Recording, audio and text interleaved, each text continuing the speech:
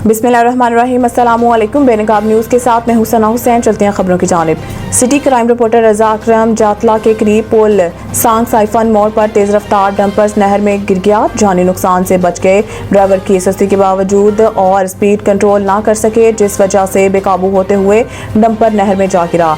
जातला traffic police के नौजवान वहां पर आने जाने वाली ट्रैफिक को बखूबी ड्यूटी अंजाम दे रहे हैं। SSP कामरान मुगल साहब के हिदायत के मुताबिक और DC यासिर चौधरी एक नोटिफिकेशन जारी किया था, जिसमें बड़ी गाड़ियों के हवाले से सख्त पाबंदी। इसके बावजूद डंपर और बड़ी गाड़ियां साइन बोर्ड ना होने की वजह से रात 9 बजे से पहले मेन रोड के ऊपर खड़ी कर देते हैं। ड्राइवर्स ना तो इंडिकेटर लगाते हैं और ना ही डिम लाइट्स गाड़ी की ऑन करते हैं, जिसकी वजह से कोई हादसा पेश ना आ जाए। और लोडिंग और ओवर स्पीडिंग की वजह से डंपर ड्राइवर मेन रोड के ऊपर आपस में गाड़ियों की रेस वगैरह लगाते हुए हादसे का शिकार हो जाते हैं। डंपर्स या बड़ी गाड़ियों के मालिकान को चाहिए कि इनसे थोड़ा सख्ती से पेश आएं और इन पर नजर रखें। सिटी क्राइम रिपोर्टर रजा अकरम।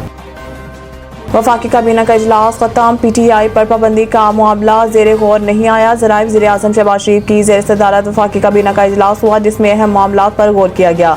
ज़राए के मुताबिक काबीना ने दोस्त ममालिक के कारोबारी अफराद और शहरियों को वीज़ा फ्री एंट्री के मंजूरी दे दी। वज़ारत दाखिला की समरी पर 126 ममालिक के बाशिंदों को वीज़ा फ्री एंट्री की मंजूरी दी गई है। इन ममालिक के लिए डिजिटल वीज़ा देने की मंजूरी दी गई है।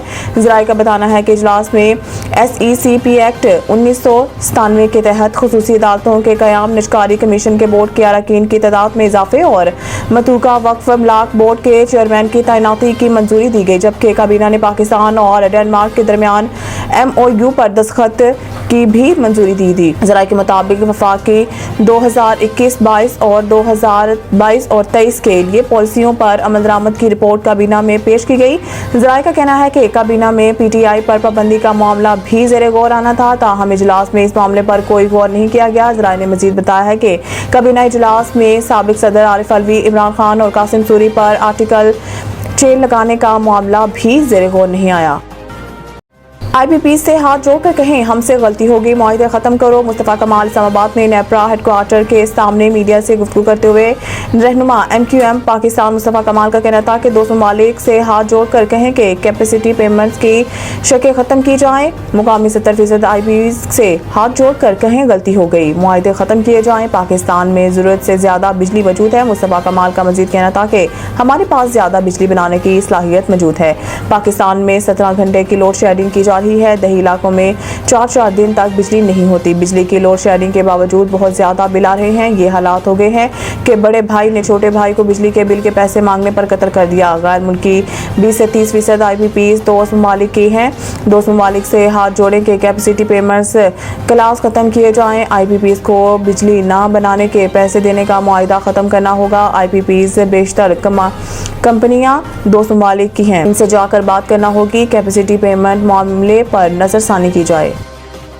इस्लामाबाद हाई कोर्ट इलेक्शन तरमीमी एक्ट के खिलाफ दरख्वास्त पर लार्जर बेंच तश्कील देने का आंदिया। Chief justice Islamabad high court justice Aamir Farooq ने इलेक्शन तरमीमी एक्ट के खिलाफ PTI रहनुमा अली बुखारी की दरख्वास्त पर समाअत की, जिसमें अदालत ने इलेक्शन तरमीमी एक्ट के खिलाफ दरख्वास्त पर लार्जर बेंच तश्कील देने का आंदिया देते हुए अटॉर्नी जनरल को नोटिस जारी करके मामलत के लिए तलब कर लिया।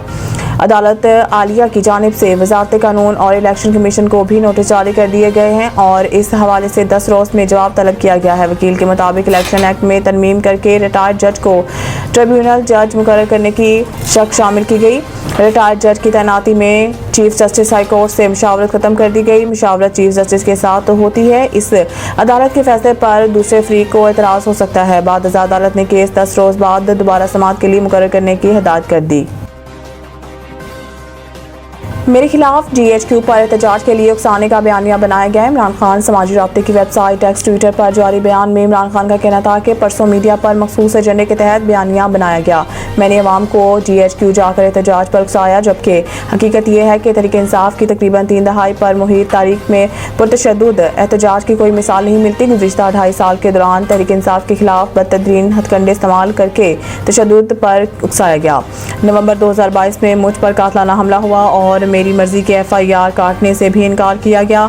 उन्होंने मज़ीद कहा कि इसके बाद 2 मरतबा मेरी रिहाइशगाह पर अस्करी अदारे ने हमला किया। एक मरतबा मेरी पेशी के मौका पर मुझे कत्ल करने का बाकायदा मंसूबा बनाकर सादा लिबास में लोगों को छोड़ा गया। सिर्फ यही नहीं, 9 मई को अवाम को इंतशार दिलाने के लिए एक साबिक वज़ीर-ए-आज़म और पाकिस्तान की सबसे बड़ी और मकबूल सियासी जमात के सरबराह को जिस हद तक अमेज़ अंदाज में अगवा किया गया, वो भी किसी बड़े हादसे का सबब बन सकता था। लेकिन तहरीक इंसाफ के कारकुनान की सियासी तरबियत में तशद्दुद का कोई अंसर शामिल नहीं। तहरीक इंसाफ सियासी, आईनी और कानूनी जदोजहद पर यकीन रखती है। न्यूज़ स्टूडियो से फिलहाल इतना ही। मज़ीद न्यूज़ अपडेट के लिए देखते रहिए बेनकाब न्यूज़।